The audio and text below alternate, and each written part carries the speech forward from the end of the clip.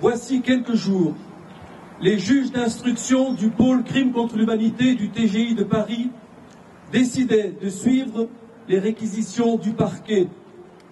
Le capitaine Pascal Simbikangwa sera déféré devant une cour d'assises. Et comme si une bonne nouvelle ne pouvait arriver seule, nous apprenions jeudi l'arrestation de Tito Balaïra à Toulouse, suite à un mandat d'amener prononcé par les mêmes juges parisiens.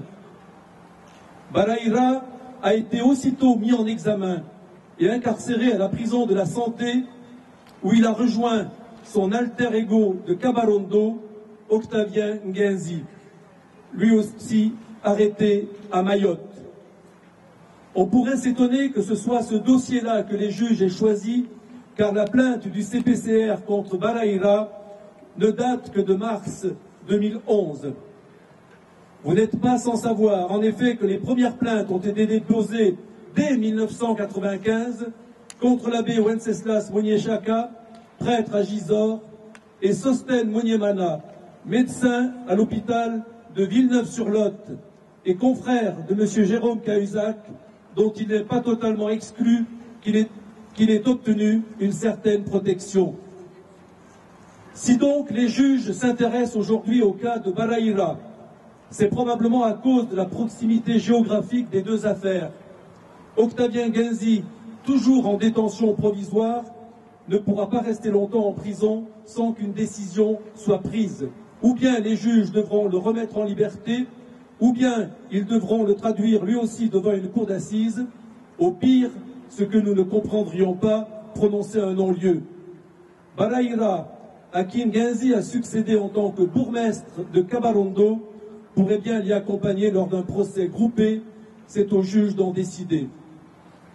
Si nous devons louer la détermination des juges d'instruction du pôle, ils nous ont dit, lors de notre dernière rencontre, leur volonté de faire avancer en même temps un maximum de dossiers.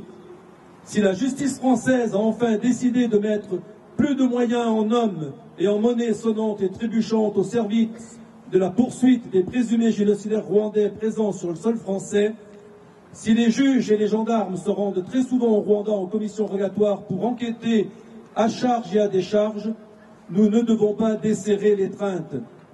Si nous en sommes arrivés là, c'est parce que nous avons continué à nous battre, même pendant les périodes de vaches maigres. Du côté du ministère de la Justice, je suis au regret de dire que nous n'avons rien à attendre. Madame la ministre, garde des Sceaux, à laquelle je me suis adressé à 2 reprises au nom des familles de victimes, n'a toujours pas daigné répondre à nos courriers.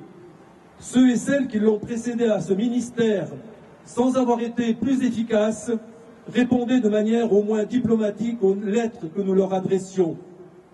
Je tiens à préciser qu'en 12 ans de combat, aucun ministre de la Justice n'a accepté de nous recevoir. J'avais cru un temps que Madame Taubira serait plus proche de nos préoccupations. Interpellée récemment au Sénat par le sénateur de Vitry-les-Reims, M. Yves de Traigne, à aucun moment dans sa réponse, elle n'a fait allusion au travail du collectif et des autres associations qui se battent à nos côtés.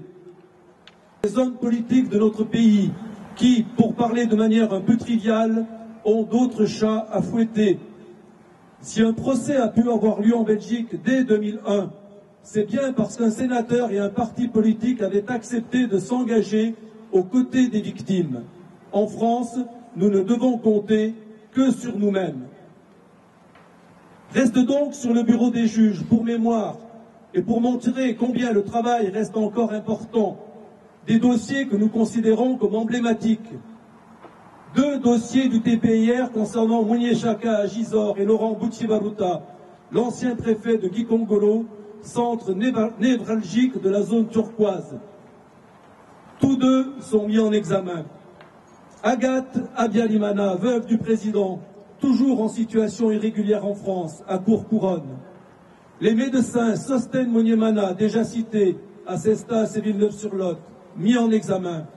Eugène Rguamutio en Belgique et Charles Touaguera à Évreux. Les militaires Cyprien Kayumba, Laurent Seruboga et Marcel Bivuga Bagabo. les personnalités politiques ou autres, Calixte Mbarushimana à Paris, secrétaire exécutif des FDLR, étonnamment blanchi par la CPI, mis en examen. Stanislas Mbonameka, ancien ministre de la Justice. Rafiki Nsengiyumba, ancien ministre et membre fondateur des FDLR à Créteil. Manassé Bigwenzare à Bouffémont, près de Pontoise. Isaac Kamali à Béziers, Claver Kamana à Annecy, Pierre Teguera au Havre. Ou encore Joseph Abiyarimana à Muret, Paul Kanyami-Higo, Paul Camille depuis sa naturalisation à Bordeaux, Vénuste Nyombaïré à Vers-sur-Marne et Enoch Kayondo dans la nature. Ce rappel exhaustif, pour rébarbatif qu'il ait pu vous paraître, montre combien les présumés génocidaires rwandais sont nombreux sur le sol français. Et peut-être n'avons-nous là que la partie émergée de l'iceberg. Une nouvelle plainte sera déposée d'ici 2 semaines. D'autres suivront. Avec un premier procès en assises, peut-être notre combat ne fait-il que commencer. Nous avons toutes les bonnes raisons de penser que nos plaintes sont sérieuses, parfaitement étayées par des témoignages irréfutables. Toujours est-il qu'un procès n'est jamais gagné d'avance et nous aurons besoin de toute l'intelligence et de toute la pugnacité de nos avocats pour faire triompher la justice sur le mensonge. En cette journée de commémoration, le ton n'est bien sûr pas à la polémique, il est au recueillement, voire à la prière. Mais rendre hommage aux victimes et à leurs familles, c'est aussi dénoncer l'inacceptable, c'est dénoncer l'indifférence. Notre combat est légitime, notre combat, sans haine ni esprit de vengeance, est le seul moyen que nous ayons trouvé pour rendre leur dignité à tous ceux qu'on nous a ravis, toutes victimes innocentes. Et c'est à la justice de dire le vrai, c'est à la justice de désigner le bourreau, c'est à la justice de désigner la victime. Lutter pour la justice, c'est lutter pour la mémoire, c'est se mettre au service de l'histoire. C'est tout cela qui légitime notre combat. Et pour conclure, permettez-moi d'emprunter les mots de Bertolt Brecht qui résume ce à quoi nous croyons. Celui qui combat peut perdre, mais celui qui ne combat pas a déjà perdu. Nous accepterons peut-être un jour de perdre, mais pas sans avoir combattu.